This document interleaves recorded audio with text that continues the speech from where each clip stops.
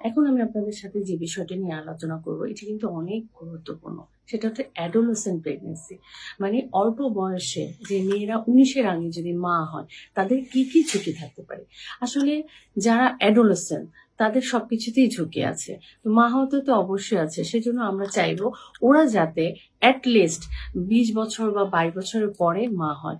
এবং এতে পরিবারের সবারও দায়িত্ব কিন্তু যে এই মেয়েটাকে খুব অল্প বয়সে যাতে বিয়ে না দেওয়া হয়। কারণ বিয়ে দিলেই আসলে এই মানে অপরিকল্পিত গর্ভধারণ হওয়ার সম্ভাবনা থেকে যায়। এখন এই অপরিকল্পিত গর্ভধারণের জন্য কি, কি সমস্যা হতে পারে? যেহেতু মেয়েটা অপ্রাপ্তবয়স্ক, তার কি হবে?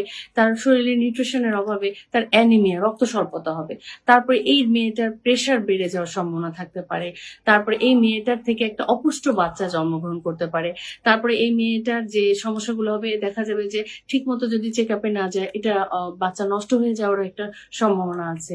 এবং এই মেয়েটার সময়ের আগে ডেলিভারি হয়ে যেতে পারে। তারপরে যদি সে ডেলিভারির সময় যায়, যেহেতু তার যে পেলভিসটা, মানে তার যে মাসিকের রাস্তা, মানে মাসিকের রাস্তার বাচ্চাটা ডেলিভারি হবে, দেখাটা ওটা অপরিকল্পিতভাবে ঠিকমতো ডেভেলপ হয় না। তখন তার লেবারটা প্রলং হয়, অবস্ট্রাক্টেড লেবার হয়, ফিস্চুলা হয়, যেটা মানে হচ্ছে যে প্রস্রাব ঝরতে থাকে ডেলিভারির পর থেকে। এবং ডেলিভারির পরে কি হবে? আবার পিপিএইচ হতে পারে।